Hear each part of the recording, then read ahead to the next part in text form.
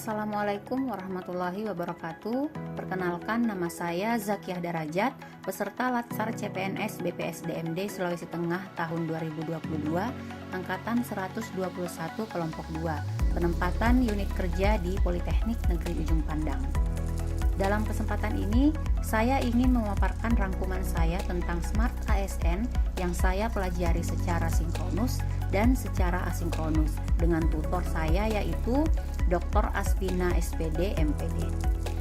Smart ASN merupakan pegawai dengan kompetensi, kinerja, serta profesionalisme yang tinggi sehingga mampu beradaptasi dan semakin responsif terhadap perubahan dan pencapaian tujuan organisasi. Sebagai seorang ASN, kita harus menjadi smart ASN, di mana kita harus memiliki dan menguasai cara bermedia digital secara bertanggung jawab. Smart ASN menjadi jawaban dari prioritas pembangunan SDM serta Grand Design Reformasi Birokrasi Nasional. Dalam pidato Visi Indonesia pada 14 Juli 2019, Jokowi menekankan bahwa pada masa pemerintahan yang kedua, pembangunan SDM akan menjadi salah satu visi utama.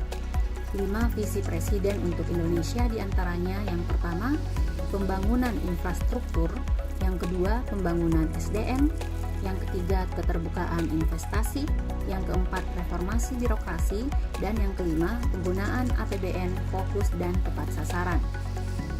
Dalam pidatonya pada 4 Agustus 2020, Presiden Jokowi menekankan 5 hal yang perlu menjadi perhatian dalam menangani transformasi digital pada masa pandemi COVID-19. 5 arahan Presiden untuk percepatan transformasi digital adalah: perluasan akses di peningkatan infrastruktur digital, roadmap transformasi digital di sektor-sektor strategis, percepatan integrasi pusat data nasional, persiapan kebutuhan SDM, dan regulasi skema pendanaan dan pembiayaan transformasi digital.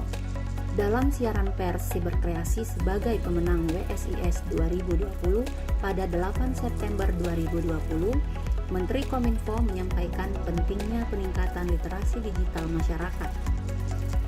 Literasi digital berfungsi untuk meningkatkan kemampuan kognitif sumber daya manusia di Indonesia agar keterampilannya tidak sebatas mengoperasikan gawai, melainkan juga mampu bermedia digital dengan penuh tanggung jawab.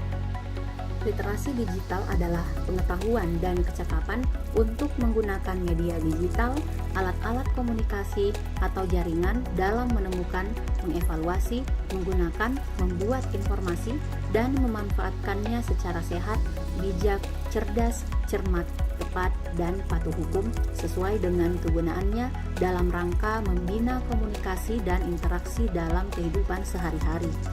Kompetensi literasi digital diperlukan agar seluruh masyarakat dapat menggunakan media digital secara bertanggung jawab. Di Indonesia sendiri, perkembangan penggunaan media digital dari tahun ke tahun semakin meningkat. Hal ini selaras dengan visi misi Presiden Bapak Joko Widodo tahun 2019 sampai dengan 2024, yaitu berkaitan dengan pembangunan SDM. Penggunaan internet di Indonesia sendiri mencapai 73,7% dari total penduduk. Menurut Direktorat Jenderal Kependudukan dan Pencatatan Sipil Kementerian Dalam Negeri, penduduk Indonesia mencapai 273,87 juta jiwa pada 31 Desember 2021. Artinya, sekitar 201,8 juta orang yang mempunyai akses internet di Indonesia di awal 2022. Dalam pembelajaran Smart ASN, ada beberapa hal yang dipahami tentang etika bermedia, di antaranya penetrasi internet yang sangat tinggi dalam kehidupan sehari-hari masyarakat Indonesia. Yang kedua, perubahan perilaku masyarakat yang berpindah dari media konvensional ke media digital. Yang ketiga, intensitas orang berinteraksi dengan gawai semakin meningkat. Dan yang keempat, diperlukan etika digital untuk menjadi self-control setiap individu dalam mengakses, berinteraksi, berpartisipasi, dan berkolaborasi di ruang digital. Literasi digital dibagi menjadi 4 pilar, diantaranya yang pertama digital skills atau cakap dalam digital, yang merupakan dasar dari kompetensi literasi digital.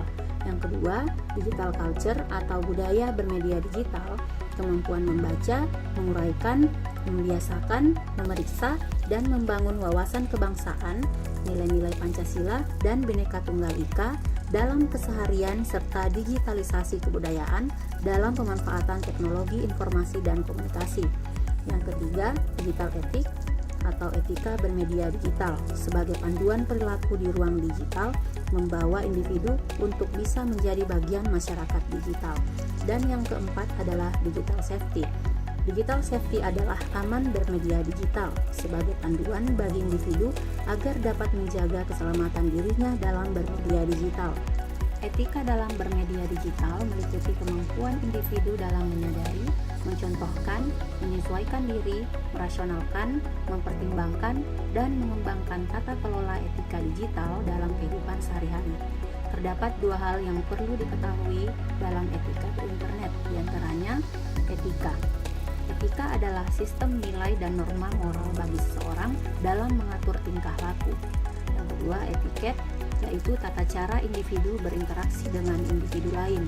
Keunggulan internet untuk transaksi yaitu biaya operasional lebih efektif dan efisien, potensi pasar lebih luas, tidak memerlukan toko offline untuk memasarkan produk, toko dapat berinteraksi 24 jam, katalog produk selalu up to date, modal usaha kecil, dan dapat dengan mudah mengenali kompetitor. Secara tidak langsung, hal ini juga sangat membantu masyarakat untuk dapat menggerakkan perekonomian menjadi lebih baik lagi. Sekian video learning journal saya mengenai SMART ASN. Mari kita menjadi ASN yang menggunakan media digital dengan sehat dan bijak. Terima kasih sudah menonton. Wassalamualaikum warahmatullahi wabarakatuh.